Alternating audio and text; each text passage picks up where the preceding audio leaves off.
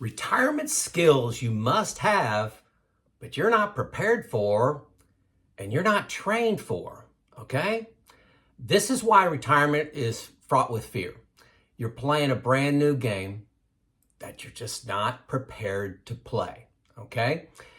There's good news though. Hey, my name is Joe. I retired 4 years ago, and I'm just sharing my journey with you.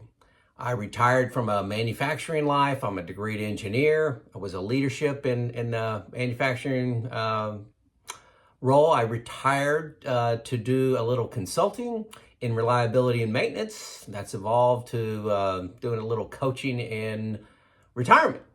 So I'm sharing my journey with you so that you can begin to master some of these skills, be aware of some of these skills to help you jump into retirement, live that epic dream, okay? So here are 10 skills that I wasn't completely trained for. I knew a little bit about them, but you got to get pretty good at these in retirement. Okay, number one, this is very common. This is a big one, okay? Almost everybody I talk to has a difficult time making this transition. Your goal in retirement is not to maximize returns. So you've been saving your entire life. You've been investing. You've been doing great. You've been doing this for 20, 30 years, whatever.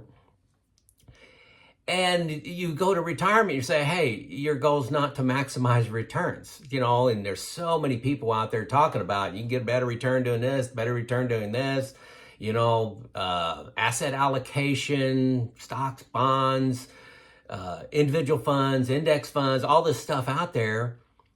But your goal in retirement is to reduce your risk. You want to get as good as return as you can, but it's not all about getting the maximum return, which is what you've been training for your entire work life. How do I get this? This fund gives me a little better return, lower expenses. Oh my gosh, I'm going to do that for the next 20 years. Not maximizing returns is a huge change in your skill and what you're focused on once you're retired. Believe me, I've been in this for 4 years, and it's the opposite of what I have been working on for 32 years of my professional life. Number two, stress testing your plan.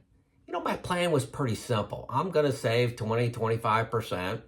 I didn't start off with that when I was 22, but I worked up to that and just put it in, funds and let it go.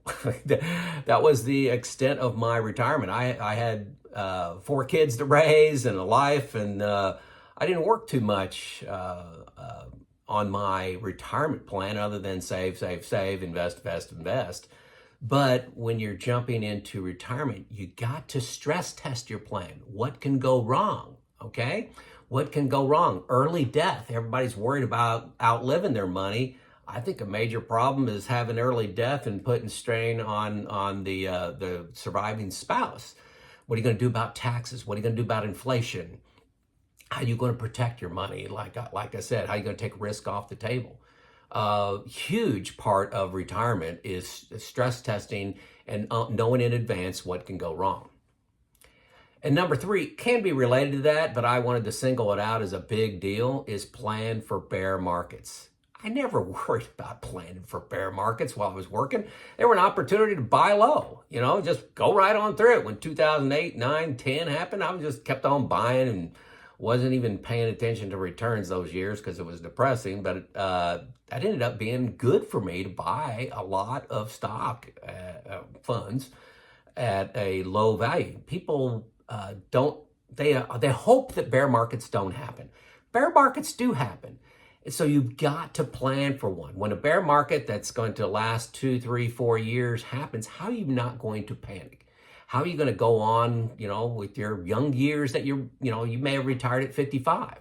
You don't want to put off your epic retirement for 4 years to wait through this bear market. How do you buffer your assets from that? Bear markets happen. They can, we just came out of a stretch of 10, 12 years without one. Don't think that's normal. That's not normal. Okay, how are you going to handle a 4-year bear market, a 5-year, 6-year, 7-year, 8-year without jumping off a bridge? It's a big deal. That's a big skill. Number 4, shopping around for medical coverage. So many of us, you get your company benefits and you choose whatever plan you want based on the deductible and the cost, and maximum out of pocket, and you pick that plan, you move on. It's not much of research at all. Now, if you retire before 65 and you're in the United States, what do I pick? Do I go with the Affordable Care Act? Do I go with short term? Do I go with health share? Do I go with other plans? Do I go with COBRA? You got to shop around for medical, and there's a lot of options out there that most people don't even know about. So you got to get that. That's got to be a skill you develop, is shopping for medical. Number 5, budgeting. Okay, don't roll your eyes at this one. This is not the paycheck to paycheck audience. I know you guys, okay? I've talked to a lot of you. You guys are the winners, okay? You guys are the ones that saved a lot of money. You got $500,000, you got $300,000, you got a pension, you got $1 million, whatever you have. You didn't get there on accident. You planned your way there. But I found a vast majority of this audience did not have a budget that they managed. And in retirement, a budget's a big deal. You're limited on income coming in. You got fluctuations of your income coming in because the market's all over the place. Having a budget's a skill you need to get better at. I didn't do much budgeting working, and now I have a pretty disciplined process once a quarter. I don't do it every week, don't do it every month, but once a quarter, I invest several hours to looking at my budget, where we're spending money, how my investments have returned, and am I on track? I didn't do that. Life got in the way. Number 6, having a plan for your time. Folks, you've spent a lot of time at work. Maybe it's a 9-hour day and an hour getting ready in the morning and 30-minute commute home. And then a lot of headspace. A lot of headspace is taken up by work, where you're thinking about work and frustrated about work, talking about work, all that stuff. That's all gone, okay? There's a lot of time in a day. So what are you going to do to fill it up? And sitting on the couch, hey, I think that's a great plan for about a week. Sitting on the beach, that's a great plan for a month, okay? You can't do that for 30 years of retirement. So what are you going to do with your time? It's a big deal. Number 7 is somewhat related to that too, but I wanted to split it out again to stress it, is what's your plan for fulfillment? You didn't have to do this at work. When you're working, you're trying to accomplish things, you're meeting deadlines, you're making a difference for your department, your company, whatever it is. Maybe get promoted and get fulfillment from that. But if you get that from your job and then you leave that, now where are you at? Okay? How are you going to get fulfillment? For me, I get it in helping others. Really, I get that in helping others. That's part of the motivation for this YouTube video. I'm going to have more videos on this coming up. Your plan for fulfillment. This sounds touchy-feely, sounds emotional. It's a big deal, folks. What's your gift to the world? How are you going to give it? How are you going to feel satisfied? And I think humans are wired to get great satisfaction out of helping others. Number 8, taxes. Talked about this a lot. Don't roll your eyes. Say, Joe, I understand taxes. But when you're a W-2 employee, you're getting a paycheck, taxes come out. You don't do a whole lot. Yeah, you may have an HSA. You may make a choice, every few years to do Roth contributions to your plan versus traditional, and you're thinking about, are your taxes going to be higher and lower in retirement? Doesn't occupy a lot of time, okay? But it's, sometimes you make that decision and just go forth for the next 5 years. So taxes are something that happens to you, not something you planned for. In retirement, that's different. In retirement, you can manage your taxes based on where you pull your money from this brokerage account, from this Roth account, from this traditional account, from savings, from a part-time hustle. Okay, so taxes is you can make a lot of money by managing taxes right, or you can lose a lot of money by doing it wrong. It's a much bigger skill than I had spent time on when I was working. Number 9, this is a big one for you folks out there. It was a big one for me. big shift for me is I need help. Okay? Thinking you can do this retirement thing by yourself, I think is a big mistake. I think it's a big mistake. It's too important to go alone. You don't want to have surprises, mistakes. Your emotions in retirement are magnified by, let's say, 20x. So when the market goes down 40% and you're working, darn, or maybe good if you can think past it. Like, gosh, who likes the market to go down? Then you think, man, I could buy it lower cost. This is a good thing. When you're living off your investments, a market downturn of 40% can be the time to panic if you don't have a plan. Okay? And part of that plan is getting confidence from, your study, from planning, creating your plan, stress testing your plan, air testing your plan, and involving others.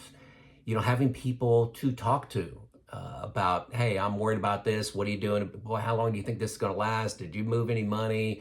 What are you doing? And confidence comes from, hey, come on, Joe, stop panicking. You've got a plan. Let the plan work. We are emotional creatures, and comfort comes from doing things in groups, right? Number 10, and this was big for me. This may not apply to everybody. And hold on, because I got a bonus skill after number 10. But number 10 is starting an LLC or business or an S Corp. And I had no knowledge of starting a business. This is all after I retired. So I took 6 months off to do nothing, did a little traveling, just enjoying life and skipping down the road. And then I wanted to start a little consulting business, as I said earlier. So, there's a lot of advantages to starting a LLC. You get to deduct your healthcare premiums, for example, deduct things around the house, like the office that I'm in, that square footage, my Wi-Fi, my cell phone, computer. There's just a lot of things you can deduct to make it, tax efficient for you. But it's also a source of fun, engagement, fulfillment, supplemental income to allow you to retire. So, starting a business, there's online things you can do, YouTube videos on starting a business. It's not hard, but it is a skill that I knew nothing about. And it's something I wanted to do, is start a business. And I decided I wanted to start that business at 54 rather than at 64. So that's one of the reasons that I jumped. That was what I was retiring to. You've heard me say that a lot. Also, starting a business is, it can be an enabler to you leave that frustrating, stress-filled 10-hour-a-day job. You leave that but financially you're not quite ready. So what does that, LLC help you do if you bring in $2,000 a month? $2,000 a month, does that allow your math to work so you can leave maybe 2-3 years earlier and do something you love to do and you get great fulfillment from? So starting a business. So, hey, here's the bonus. I chose not to make this number 11. I just called this a bonus, okay? Courage. This is a skill. I know a lot of you have courage. Courage is taking action in spite of your fears. Choosing to retire is scary, okay?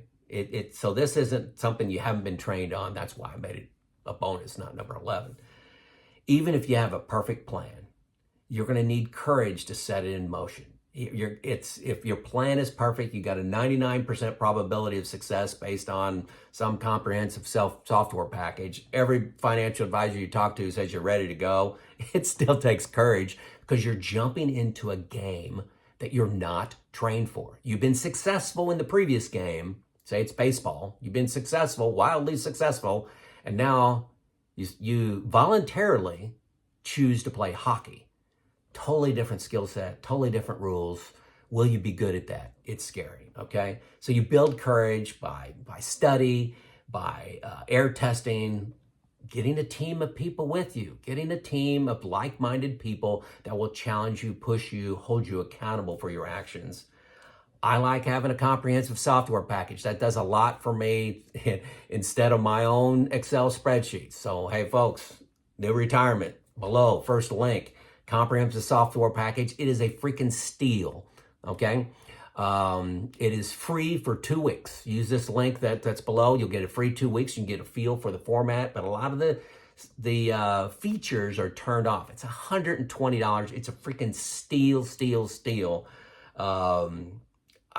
I would pay $1,000 for it, but don't tell the folks at New Retirement for that about that. I bought it for the last 3 years. You know, you get a coach, you get a subject matter expert like a financial advisor. That's how you get courage to make the decision to retire. So, hey, that's my list. Skills that I was not trained for, that I needed to develop in retirement. None of these are insurmountable, but you need to know that these skills are very important. They're very important to my retirement, and I still work on them. Not every day. You know, I'm retired, right? You know, but I still work on these skills. Did I miss something? For those of you that are retired, did I miss something that you think is a skill that you weren't prepared for, you didn't train for? And for those that are contemplating retirement, is there a fear or a skill out there that is stressing you out? Okay, leave me a message. I look at 90% of the comments that come in, just because they can be overwhelming at times and depends on what's going on in my life. But I do enjoy the comments and the discussion and this community. Okay, this is Joe, out.